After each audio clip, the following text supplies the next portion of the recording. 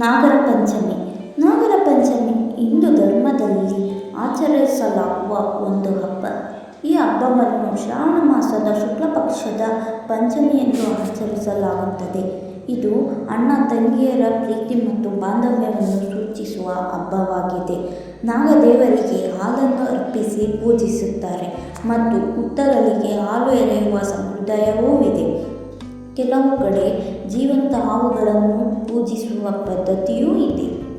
ಬೀಜ ಬಿತ್ತಿದ ಮೇಲೆ ಆಹಾರ ಆಗಿ ದೇಹ ಸೇರುವ ತನಕ ಆಹಾರ ಪದಾರ್ಥಗಳನ್ನು ನಾಶ ಮಾಡುವ ರೈತನ ದೊಡ್ಡ ಶತ್ರು ಅಂದರೆ ಇಲಿ. ಇಂತಹ ಇಲಿಗಳನ್ನು ಹತೋಟಿಗೆ ತರುವುದು ಹಾವುಗಳು. ತನ್ನ ಜೀವಿತಾವಧಿಯಲ್ಲಿ ಒಂದು ಹಾವು 1000ಕ್ಕೂ ಹೆಚ್ಚು ಇಲಿಗಳನ್ನು ತಿಂತದೆ. ಒಂದು ವೇಳೆ ಹಾವು ಇಲ್ಲದೆ ಹೋದರೆ ಪ್ರಪಂಚಾದ್ಯಂತ ದಿಢೀರ್ ಆಹಾರದ ಕೊರತೆಯೂ ಸಹ ಉಂಟಾಗುತ್ತಿತ್ತು. ಇದೇ ಕಾರಣಕ್ಕೆ ಹಿಂದೂಗಳು ಹಾವುಗಳಿಗೆ ನಾಗರ ಪಂಚಮಿಯಂದು ಹಾಲು ತುಪ್ಪವನ್ನು ಹಾಕುವುದರ ಮೂಲಕ ಕೃತಜ್ಞತೆಯನ್ನು ಸಲ್ಲಿಸುತ್ತಾರೆ.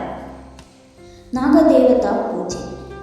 ನಾಗರ ಪಂಚಮಿಯಂದು ನಾಗದೇವತೆಯನ್ನು ಪೂಜಿಸುವುದರಿಂದ ಕಾಳಿಂಗ ಸರ್ಪ ದೋಷಗಳು ನಿವಾರಣೆ ಆಗುತ್ತವೆ ಮತ್ತು ಮನೆಯಲ್ಲಿ ಸುಖ, ಶಾಂತಿ, ಸಮೃದ್ಧಿ ನೆಲೆಸುತ್ತದೆ ಎಂದು ನಂಬಲಾಗಿದೆ.